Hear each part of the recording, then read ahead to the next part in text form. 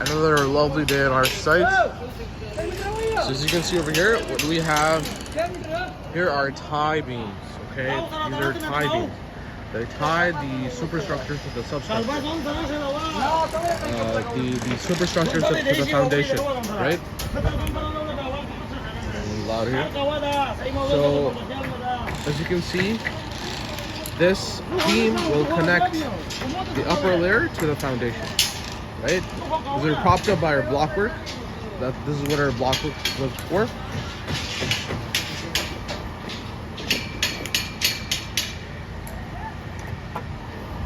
And this is connected to the columns as well. So you can see a very nice distribution of the loading that will take place once the concrete is poured over. So and you can see, like, it's a very complicated mesh of rebars and the whole system of webs, and it's really fascinating to see how these rebars are laid out. So for example, if you can see the rebars on top, they're anchored very differently. I mean, so the rebars on top, they're anchored, right? The ones at the bottom, they're not. The ones at the bottom, they choose not to anchor them, because I guess they're essentially supported by the blockwork, and yeah, like, you know, like they're flat on the ground. Whereas the ones on top, they don't have that support system, so that's why you anchor them. That's why you fabricate them the way you fabricate them, because you need to essentially anchor the ones on top onto the orthogonal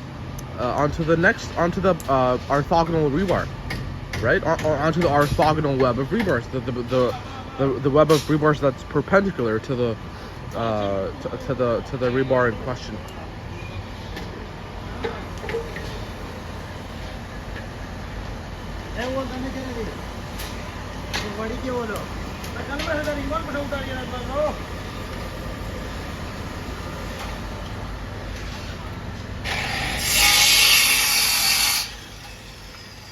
This is the other villa that's being constructed. As you can see, they're done with the tie beam level and everything.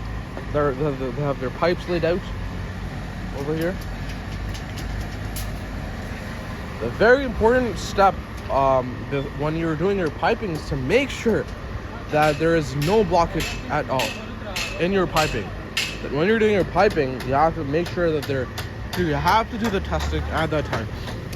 Like, you cannot have any compromises when you're doing the piping. Because plumbing otherwise will be hell if your pipes aren't right from the start.